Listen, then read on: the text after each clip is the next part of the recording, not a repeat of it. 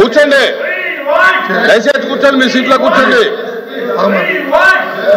మీరు మాట్లాడతారా? చైర్మన్ గారు, చాలా అత్యవసరమైనది. రాష్ట్రంలో వచ్చి ఎంతో మంది యువకుల్ని ఈ సోషల్ మీడియా పోస్ట్ అని చెప్పని లేని మంది పెట్టి వాళ్ళ అరెస్టులు చేసి చట్టాన్ని చేతిలో తీసుకోవడం ఇప్పుడు ప్రజాస్వామ్యంలో జరగలేదు. మీరు వేరే ఫార్మెట్ లో రండి, మీరు వేరే ఫార్మెట్ లో రండి. వాయిదా తీర్మానం తిరస్కరించిన తర్వాత దాన్ని అలౌ చేయడం జరగదు. వాయిదా తీర్మానం ఒకసారి తిరస్కరించిన తర్వాత అది అలౌ చేయడం అనేది సాంప్రదాయం కాదు. దయచేసి మీరు వేరే ఫార్మెట్ లో రండి. దీని మీదే కూర్చోవడానికి మంచి పద్ధతి కాదు.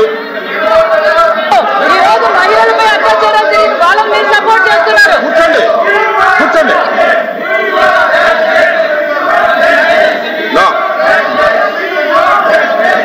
యనమల గారు, యనమల గారు, యనమల గారు, శ్రీకాంత్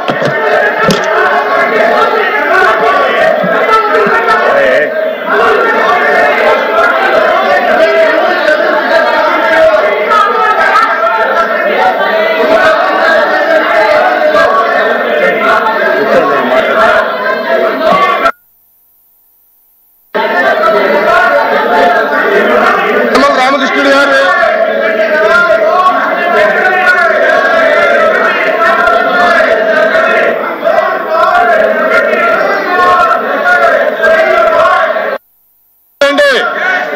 మీరు వేరే ఫార్మెట్ లో రండి.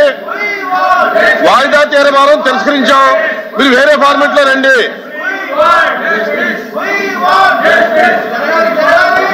రామకృష్ణుడు గారు.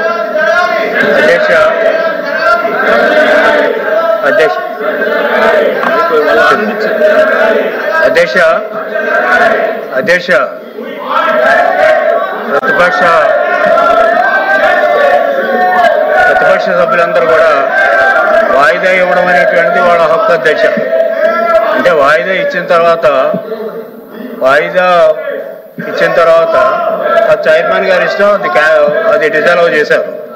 మీరు డిజాల్వ్ చేసిన తర్వాత సభ్యులు ఈ విధంగా గొడవ చేయడం అనేటువంటి కరెక్ట్ కాదు. అలాగే వెళ్ళలోకి వచ్చి ప్రొసీడింగ్స్ అన్ని కూడా ఆఫ్ చేయడం కూడా కరెక్ట్ కాదు అధ్యక్ష. వారు నిజంగా చిత్తశుద్ధి సోషల్ మీడియా మీద కానీ లేకపోతే వారు ఇచ్చినటువంటి వాయిదా తీర్మానం మీద కానీ డిస్కస్ చేయాలనుకున్నప్పుడు తమరు ఆదేశించిన ప్రకారంగా వేరే విధంగా వేరే నోటీస్ ఇచ్చి రమ్మనంటే అభ్యంతరం లేదు. అంటే తెలుగుదేశం పార్టీ ఎప్పుడు కూడా మా ప్రభుత్వం కూడా ఎంతవరకు సోషల్ మీడియాలో ఎవరు ఏ విధంగా చేశారనేటువంటిది బయట పెట్టడానికి మేము కూడా సిద్ధంగా ఉన్నాం.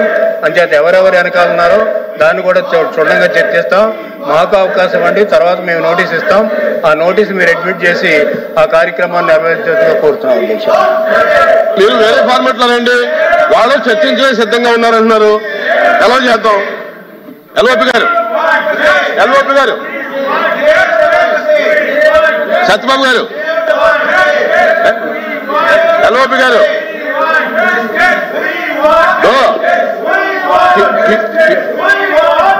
మాట్లాడలేకపోతే ఎలాగా? ఆగండి. వారు కూడా అధికార పార్టీ కూడా దాని మీద మేము చర్చించడానికి సిద్ధంగా ఉన్నాం. సోషల్ మీడియా మీద మేము చర్చించడానికి సిద్ధంగా ఉన్నాం. వేరే ఫార్మెట్ లో రమ్మనండి. వాయిదా తీర్మానం అయింది కాబట్టి, వాయిదా తీర్మానం తిరస్కరించారు కాబట్టి వేరే ఫార్మెట్ లో రమ్మనండి. మేము సిద్ధంగా ఉన్నాం చర్చించడానికి చెబుతున్నారు. మీరు వేరే ఫార్మెట్ లో రండి. ఇప్పుడు చర్చించండి అధ్యక్ష.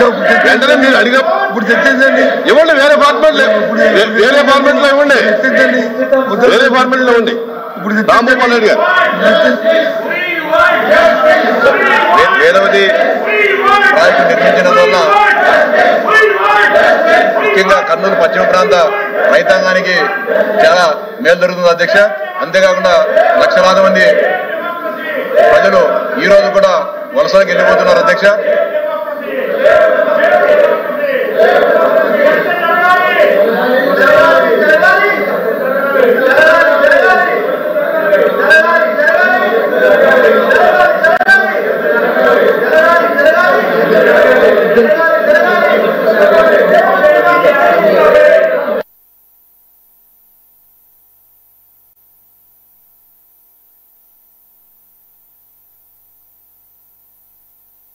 ప్లీజ్ కూర్చోవాలి మీరు.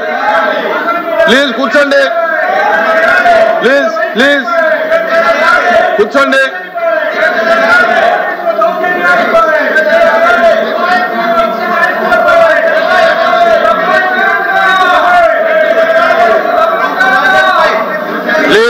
Sit down please. వలస పోయినందున 9 ఏళ్ల చిన్నారిని వాళ్ళ తాత దగ్గర పెట్టిపోయడం అధ్యక్ష. ఈ కొసిగి మండలంలో కడదొడ్డ అనే గ్రామంలో 9 ఏళ్ల బాలిక పైన ఆ గ్రామం వైఎస్ఆర్సీపీ సర్పంచ్ అత్యాచారం కూడా చేయడం అధ్యక్ష. అంటే కేవలం ఈ పనులు లేక ఉపాధి లేక వలసలు పోతున్నందున ఈ అత్యాచారాలు జరుగుతున్నాయి. అంతేకాకుండా ఆకలి బాధలతో ప్రజలు ఇబ్బంది పడుతున్నారు అధ్యక్ష. మీ ద్వారా ప్రభుత్వానికి విజ్ఞప్తి చేస్తారంటే ఖచ్చితంగా కర్నూలు ప్రాంతం సస్యశ్యామలంగా అయ్యేదానికి చర్యలు తీసుకుని దీనికి గాను మేధావతి ప్రాజెక్టును త్వరితగతిన చేపట్టాలని చెప్పి విజ్ఞప్తి చేస్తాను. మంత్రి గారు రిప్లై. ఏదైతే మన కర్నూలు పశ్చిమ ప్రాంతం అధ్యక్ష పర్టికులర్ గా ఆలూరు, మంత్రాలయం, ఆదోని, ఎమ్మెనుగూరు, ప్రత్తికొండ, కొడుమూరు నియోజకవర్గాలు ఏవైతే ఉన్నాయో అత్యంత తక్కువ వర్షపాతం నమోదయ్యేటువంటి ప్రాంతాలు. 614 మిల్లీమీటర్లు మాత్రమే వర్షం పడేటువంటి దీర్ఘకాలిక కరువు పీడిత ప్రాంతాల అధ్యక్ష. ఇవన్నీ కూడా ఇప్పుడు కూడా 2 కరువు మండలాలు ఆల్రెడీ ఈ యొక్క కర్నూలు పశ్చిమ ప్రాంతంలో ఉన్నాయి అధ్యక్ష. వీటన్నిటినీ కూడా దృష్టిలో పెట్టుకునే గతంలో తెలుగుదేశం ప్రభుత్వం అధికారంలో ఉన్నప్పుడు ఏదైతే కర్నూలు పశ్చిమ ప్రాంతానికి సంబంధించి మెట్ట ప్రాంతంలోను అదేవిధంగా వెనకబడినటువంటి ప్రాంతంలో సాగునీరు త్రాగునీరు అందించాలనేటువంటి ఉద్దేశంతో ఆ రోజు వేదావతి ప్రాజెక్టుకి 2019 జనవరిలో 77 జీవో ద్వారా ఆ రోజు 1942 కోట్లు నిధులు మంజూరు చేయడం జరిగింది. అదేవిధంగా మెగా ఏదైతే